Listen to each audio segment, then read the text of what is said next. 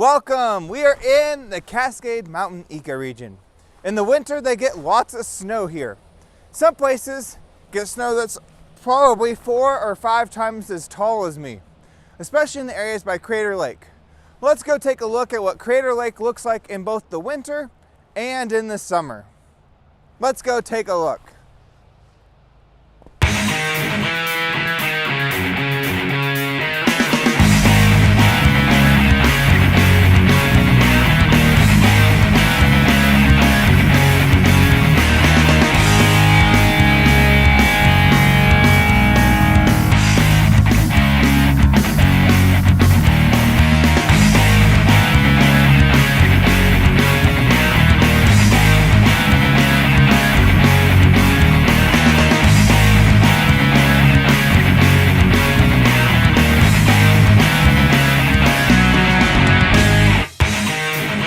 Gradually getting deeper. Stopping for a bathroom break. The snow is already really tall. I don't know how to get to the bathroom because of the snow.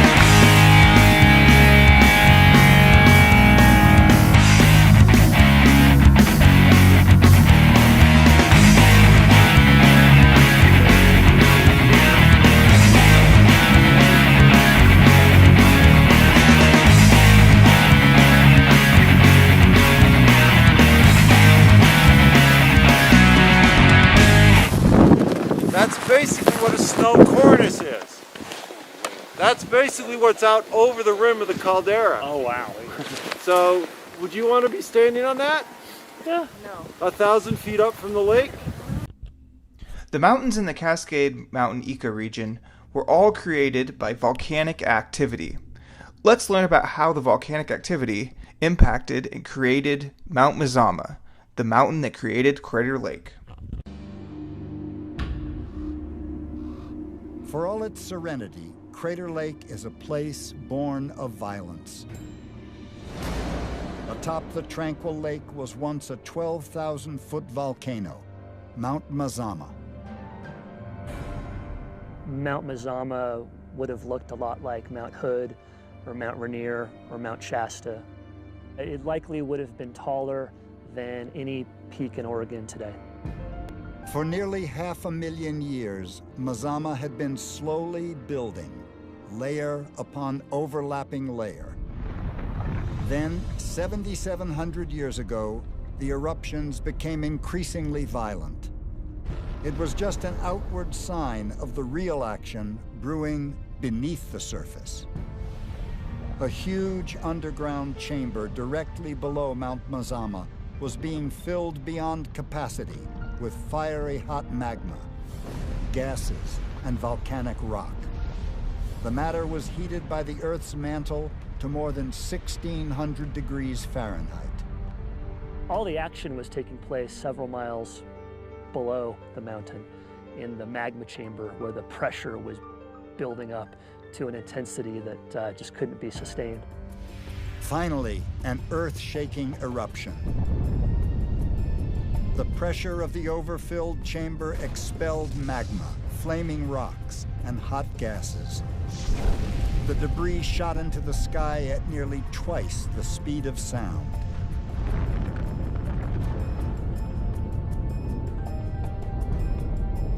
Then, the unimaginable. And a great crack opened up in a circular fashion. Multiple vents encircling the mountain so that ash and pumice were not just coming out of the summit, it was coming around from around the base of the mountain. All the life within probably 30 miles of the summit was just, killed instantly. And so much material came out, the entire magma chamber pretty much drained, that the mountain gave away its foundation. And the very top of the mountain falls. It was like a piston that dropped right into the earth. And then there was a huge crash and boom, and what's left behind is a deep hole, probably 4,000 feet deep. It completely changed the look of the mountain. It's believed that the big eruption lasted maybe a week And the collapse of the mountain maybe took only 2 or 3 hours. So it took 500,000 years for Mount Mazama to grow layer by layer, eruption by eruption, to reach 12,000 feet. And then in the matter of a few hours, the mountain was gone.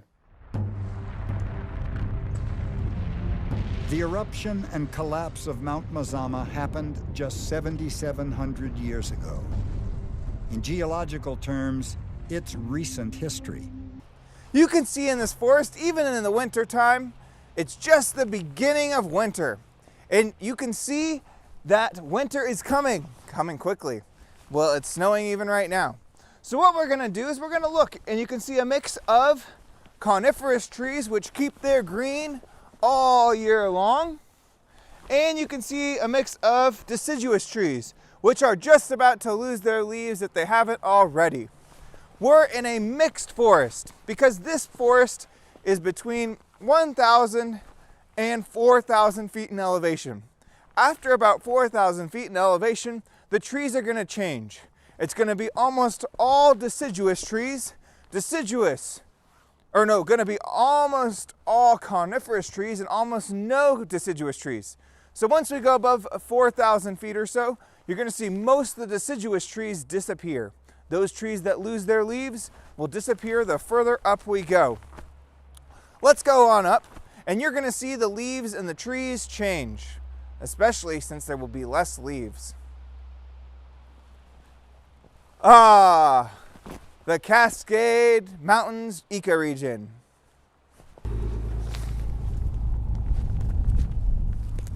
Hey there!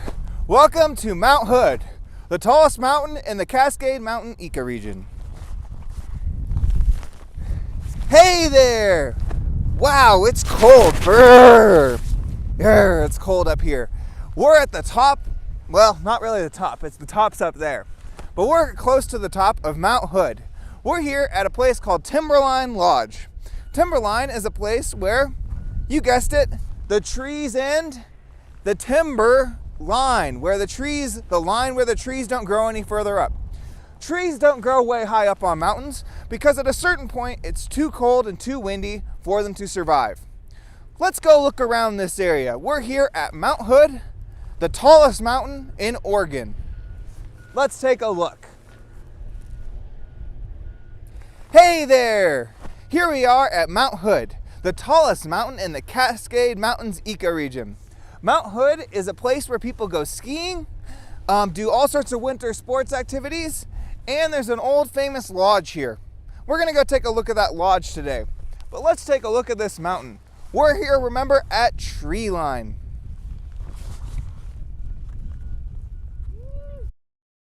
Hey there, here we are up at Mount Hood. This is the tallest mountain in Oregon, and let's go take a look around. You can see over there that we're up in the clouds today. Actually, it looks like we're above the clouds. So, welcome to Mount Hood, the tallest mountain in Oregon.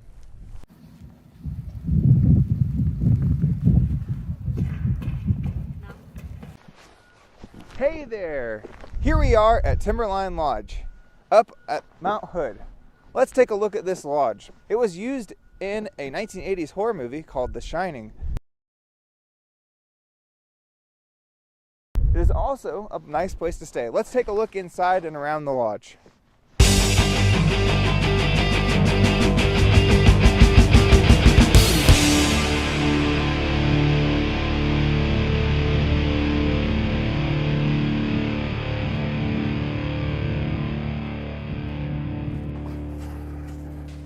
Coming in. Right off the bat, look at these amazing angled doors on either side. So we were coming in on the lower level, and you can see right away this massive fireplace. This fireplace has 6 sides and features 6 different fireplace openings. 3 on this level and 3 on the level above us. At 92 feet tall and 14 feet in diameter, it is truly the center point of this building. Look at the size of these chains that hold the logs in place, and these are actually railroad rails. It's one of my favorite parts of this.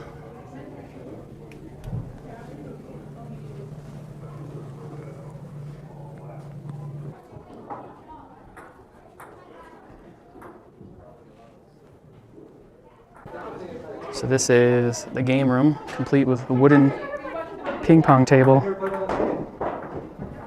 One of my favorite sports. I wanted to show the woodwork on these doors. Big, heavy doors. Look at these hinges. Heavy duty hinges. The size of them is my hand for reference, size reference. They are gorgeous.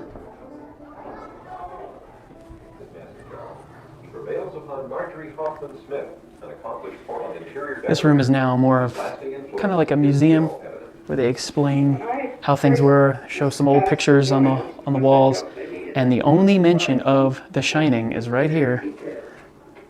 That's it, 1980, The Shining, Timberline Lodge. That's the only mention of it.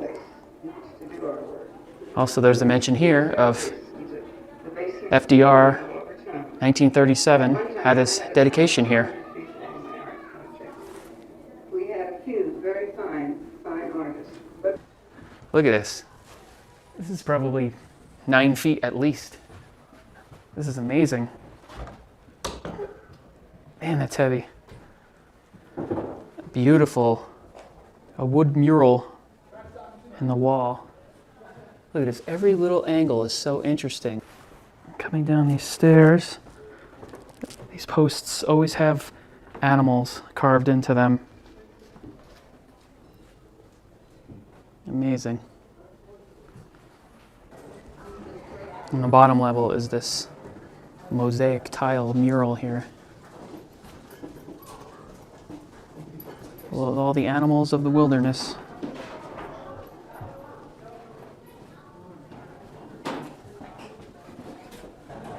So this lodge was constructed from 1936 to 1938 during the Great Depression. In fact, it was dedicated on September 28, 1937 by President Roosevelt himself.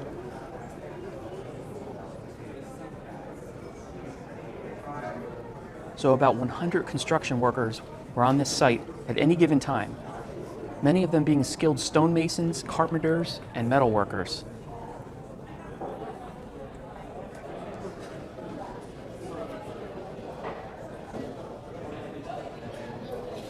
Building costs were minimized due to use of recycled materials throughout the hotel. Wood and metal was repurposed whenever possible, such as the newel posts with the animals on them. Those were discarded cedar utility poles that were purchased and repurposed as newel posts and crowned with carvings of the local wildlife.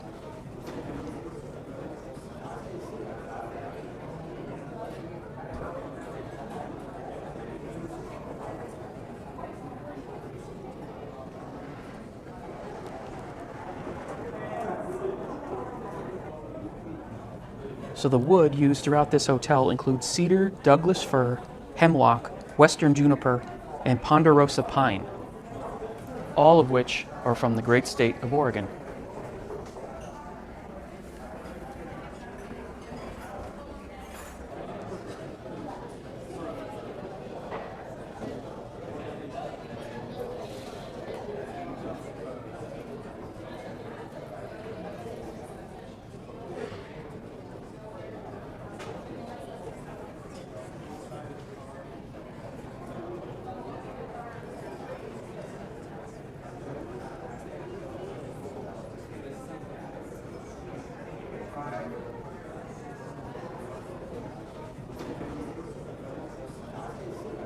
So this lodge has something to offer anyone all year round, whether you're into outdoor activities or just sitting inside looking at the view with a hot cup of coffee.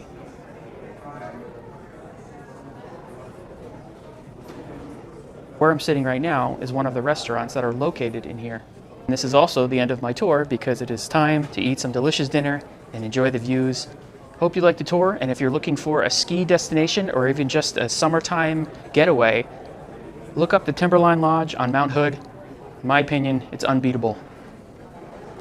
Hope you liked the tour. See you soon.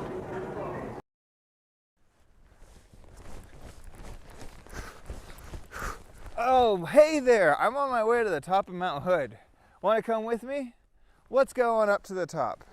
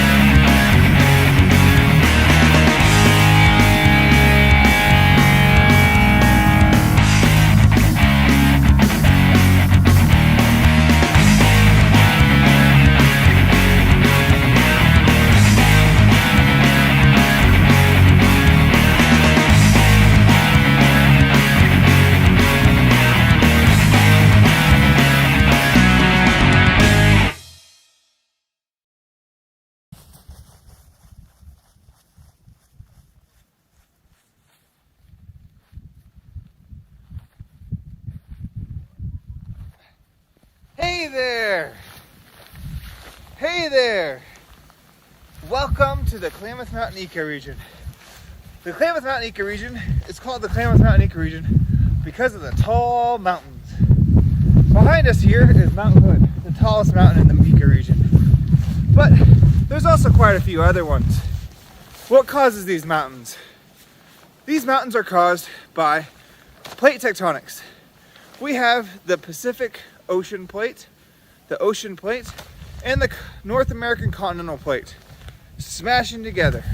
Well, it's mostly this one, the Pacific Ocean Plate is smashing into this one. Let's take a look at an animation of how that works. Come on, let's go figure out how that works.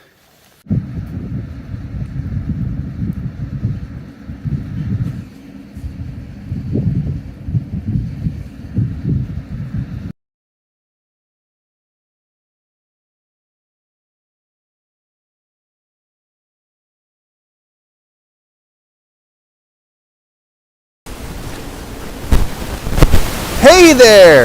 Is this a good place to hang out? Let's go look at these things.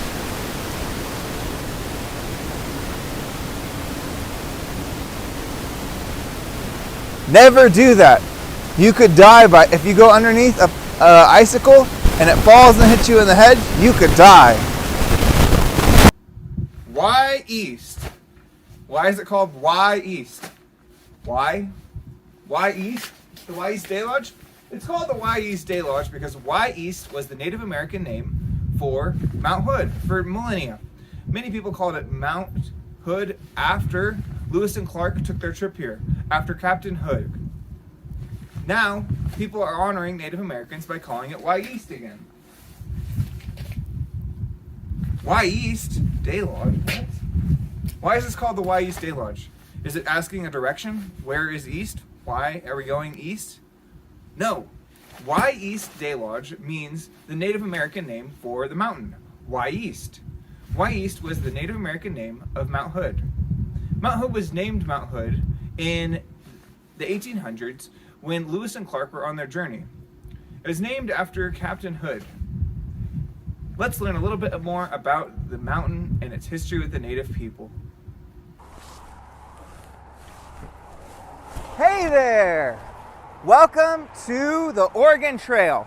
The Oregon Trail is a historic route that pioneers took from Independence, Missouri, which is 1,960 miles to the east, and it ended in Oregon City, which is just about 42 miles to the west of here.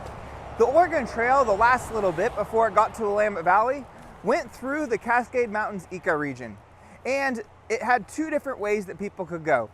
People could either go on toll roads, such as the one that we're going to explore in just a moment, or people sometimes went the Columbia River route. The Columbia River route was a very dangerous route. You would float your wagons on barges and other boats down the Columbia River to Portland and then up the Willamette River. Most of the time, it was pretty dangerous. People's rafts would smash into rapids and they would many people would drown because swimming wasn't a big fun thing back then. So many people didn't know how to swim and they would drown, especially the children. Really a very sad story for many pioneers. The other route was looking at these toll roads. And a toll road means you have to pay. Toll, pay. It doesn't mean there's a troll living under the road. So let's take a look at this toll road called the Barlow Road route. This is the old Oregon Trail. Let's take a look.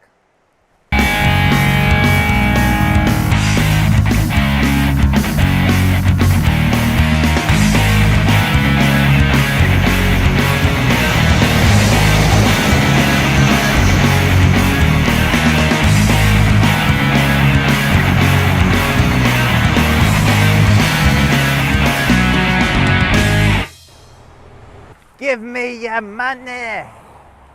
Give me all your money. Hey there, give me your money. Here we are at the last toll gate, the most western toll gate on the Barlow Road. This road was started in 1846 by Sam Barlow and Philip Foster, two pioneers who decided to make a fortune off of making a toll road, a road that they charged people money on. They owned the road and they maintained it and they would charge people money. So this was a toll gate. There would be a toll master who would be right here, and the last one's name was Daniel. So Mr. Daniel would be like, hey, stop buddy. If you don't give me your money, you ain't using this road. So give me your money. Then maybe he didn't say it quite that way. But you would have to pay a toll to go through here, and this is actually exactly where the toll road was. Right where I'm standing right now. This is where the toll gate was. And this is where the Barlow Road went through. This is a reconstruction that was made in the 1990s. But this is really the real place, and this is exactly what the gate used to look like. Let's go look and explore some more of the Barlow Road and the old historic Oregon Trail.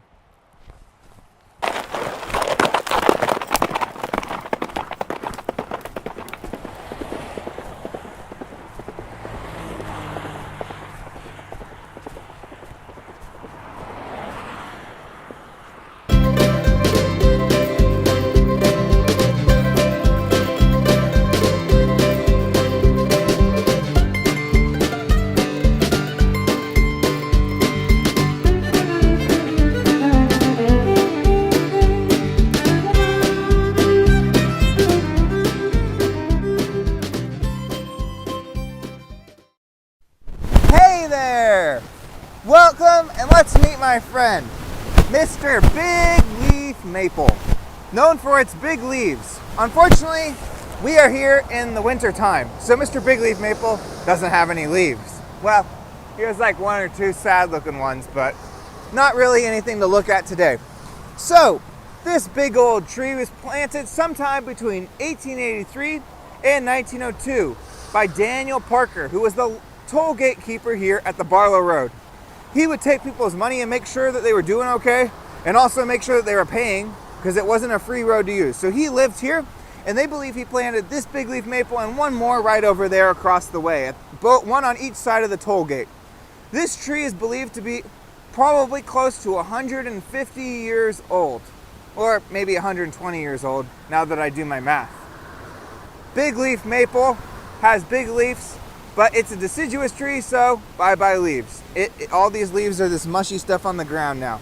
So, big leaf maple, this is an Oregon heritage tree, quite an amazing tree, planted about 120 years ago on the Barlow Road, part of the Oregon Trail.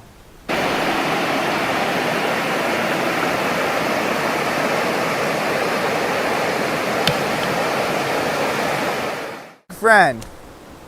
Hey there! Hey there! Here we are with my big friend. What's my big friend's name? The Big Leaf Maple. And my big leaf maple buddy lost most of his leaves, or her leaves, because it's a deciduous tree, meaning that the leaves fall off in the winter time. And no matter what time you're watching this, it is the very end of fall and just the beginning of winter here in the Cascade Mountains ecoregion. This plant here is called the licorice fern. Licorice ferns grow in the air. not really the air. They're called an epiphyte because they grow on other plants and they don't need soil to grow in. They don't grow in the soil like a traditional fern.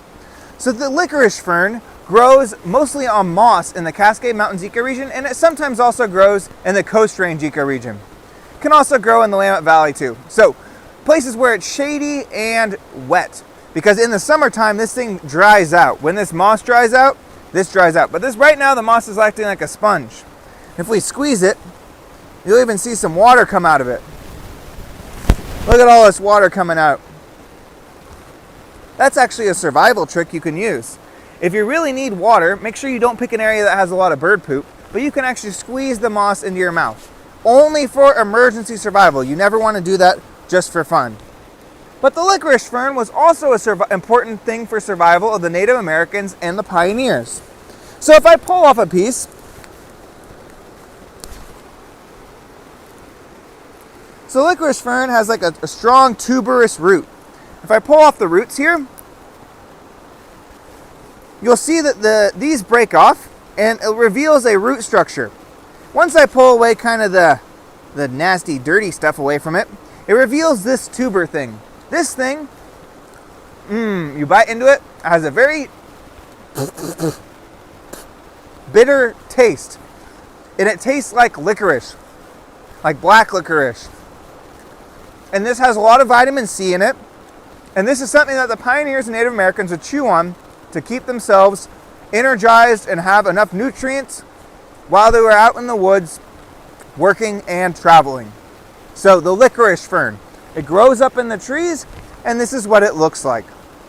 The root system and the leaves. Licorice fern, up in the tree or up on a rock. Sometimes it grows on a rock. Salmon played a very important role for the Native Americans that lived here. It was one of the primary sources of protein and food. Let's now learn about the first salmon ceremony. The first salmon ceremony was an important ritual that many tribes in this region would do. Let's listen to a little bit about that from Lewis and Clark's journals. So, this is from Lewis and Clark's journals, and it was written on April 19th, 1806. There was great joy with the natives last night. Almost fell over. Last night in consequence of the arrival of salmon. One of the fish was caught. This was a harbinger. A harbinger means a bringer of good news to them. They informed us that these fish would arrive in great quantities in the course of about 5 days. The fish was dressed and divided in small pieces and given to each child in the village. This custom was believed to hasten the arrival of the salmon. And this is from Lewis and Clark's journals on the Columbia River. Right now, we're not on the Columbia River, we're on the Sandy River, which flows into the Columbia River. Native Americans who practiced rituals like this would live right along this.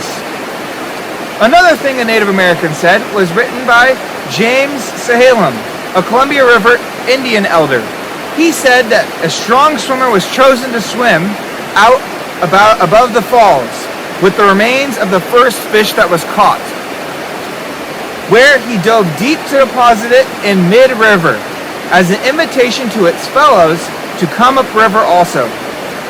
So Native American tribes would invite a strong swimmer to swim out into the middle of the stream after the first salmon came and put the bones down as a ritual to invite more salmon to come, to show respect to the river and respect to the salmon. This was a very important ritual for the Native Americans of this region. Do I smell something? No, I don't smell anything. But if I was a salmon, I would be able to smell something. I'd be able to smell my home here. So a salmon finds its way from the ocean back home through its sense of smell. A salmon is a very unusual fish. It's a fish that is born in freshwater and then migrates out once it's an adult out into the ocean for more food, and then it comes back to spawn and lay its eggs and repeat the cycle all over again. So salmon are a very interesting fish. And a salmon has 1,000 times stronger sense of smell than a bear. And a bear has 1,000 times stronger sense of smell than a dog. And a dog has 1,000 times greater sense of smell than a person. Smells like home, says Mr. Gordon the salmon. Just keep swimming, swimming, swimming. Just keep swimming, swimming, swimming. Hey there! I pretend to be a salmon. Let's learn about the salmon that live in creeks and streams like this.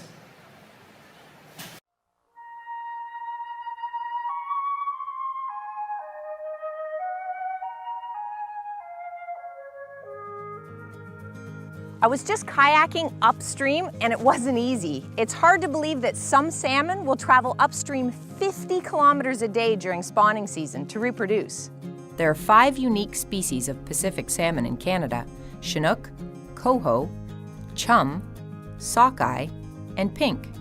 Pacific salmon can be found in the ocean off the west coast of Canada, as well as in the surrounding freshwater systems. Most salmon will migrate from the salty ocean to lay their eggs in freshwater streams, but there's some landlocked populations that remain in freshwater for life. Salmon start life in an egg. Once they hatch, they're called an alevin. Then as they grow, they become a fry, then eventually a smole, which is when they usually make their way to the ocean, where they continue to develop into an adult. The physical appearance of salmon can change dramatically during the spawning season. Some change color, and males can develop a hooked nose called a kite. A mature female salmon will lay thousands of eggs in nests called redds, while a male salmon stays by her side, fertilizing the eggs as they're released. The female will cover each redd with gravel for protection. Less than 1% of her eggs will survive to become mature salmon due to predation, disease, competition for food, pollution, habitat loss, and unhealthily high water temperatures. Although salmon may not eat anything for up to 6 months prior to spawning, they do consume a great variety of food throughout the rest of their life. Young salmon will eat aquatic insects and zooplankton, while older fish will dine on shrimp, squid, crustaceans, leeches, and other smaller fish. When salmon are very young, they can be eaten by ducks, gulls, and wading birds. When they reach the ocean, they can be preyed on by bigger fish, sharks, seals, sea lions, and orcas. While traveling upstream, they can be consumed by bears, otters, eagles, and humans. And even when they die after spawning, many more creatures will eat them, like ravens, wolves, raccoons, insects, and other fish. The decaying carcasses of salmon also provide very important nutrients for vegetation in areas surrounding spawning habitat, making them a keystone species. For thousands of years, salmon provided First Nations with a primary source of protein throughout the year, whether eaten fresh, smoked, or dried. And for a time, salmon supported the highest population density of a region inhabited by Indigenous peoples in Canada. Salmon are at the base of many Western First Nations cultures, and their seasonal return to traditional spawning grounds is often celebrated. There are songs, dances, ceremonies, and legends based on the lives of the once abundant fish. The Coast Salish people include salmon on their totem poles and believe the fish represent life, abundance, prosperity, and nourishment. The arrival of Europeans in the late 1800s led to commercial salmon fishing. Over a 150-year period, overfishing combined with the introduction of non-native farm species resulted in more than a 90% reduction in wild salmon in the Pacific Northwest by 2008. Much has been learned from the past, and protective legal measures have been put in place to support the future success of these important fish. Some Pacific salmon have been introduced to new water systems outside of their historical range and have established themselves successfully. Recreational fishing is changing too, as catch and release practices are increasing. There is a need for all people on the west coast of Canada to cooperate and ensure the responsible use of Pacific salmon. As a marine fish that swims more than 1,000 kilometers inland to spawn, Pacific salmon face many challenges. Physical barriers, industrial activities like farming and forestry, road construction, development, and even recreational activities can alter, damage, or destroy freshwater salmon habitat. We can help Pacific salmon by reducing pollution in their watery habitat and by conserving and restoring the streams and rivers that are crucial to their life cycle. And remember, no matter where you live in Canada, wildlife is close by, so get out and see it.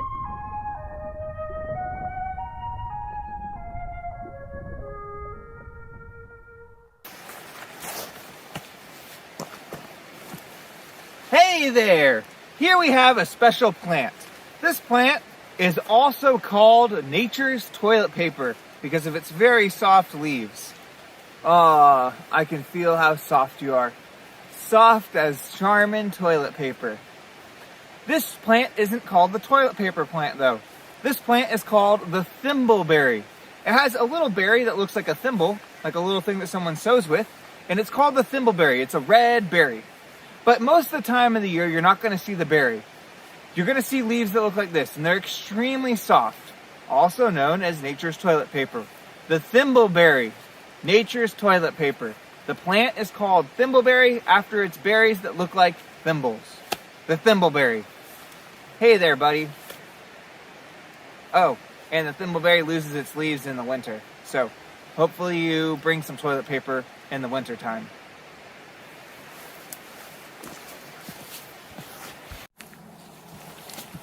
Hey there! Here we have the lady fern. And how do I remember that this is the lady fern when there's so many other ferns? I think about the old Supreme Court Justice, well, she's not old anymore because she passed away, but Ruth Bader Ginsburg, because she always used to wear things like this around her neck. She was a Supreme Court Justice, judge, and she used to always wear things like this, but they were white. So I think of this as the lady fern because it reminds me of a lady judge. So lady fern, lady judge, okay? I think Judge Judy wears one too. So lady fern, lady judge. Hopefully that helps you remember the lady fern. Where is that four-leaf clover? Not here. This is 3 leaves. This is 3 leaves. Oh no, I'm falling off a... Where is the 4-leaf clover? 3 leaves, 3 leaves. Where is the 4-leaf clover? This is not a 4-leaf clover because it's not even a clover plant. This plant is called oxalis, or oxalis. It's named for the oxalic acid that is inside of it. If you eat too many of these, you could actually die, but you'd have to eat a lot because it has the same thing that's in spinach. If you ate too much spinach, you could die too, but I doubt any of you love vegetables that much. So, but if you bite off a leaf here,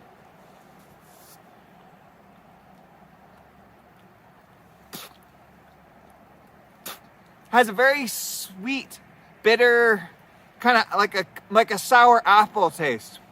Oxalis. It's the plant that grows in the dark, wet, damp areas of the forest.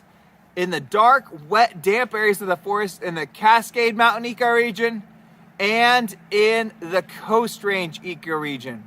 Coast Range Mountain ecoregion and the Cascade Mountains ecoregion. In the dark, damp, wet forests. Needs to be not have full light. Another cool fact about these is when the sunlight hits them, the leaves will fold down. And then when the sunlight goes away, they'll pop back up. So they don't like tons of light, and they'll actually close up. You can see some that are actually closed right now. Closed. The leaves go down like this. When it closes, when the sun is shining on it, and then it opens up when the sun goes away to get more chlorophyll. What an interesting little plant, the oxalis plant. Next time you're out in the woods, don't be looking for a 4-leaf clover.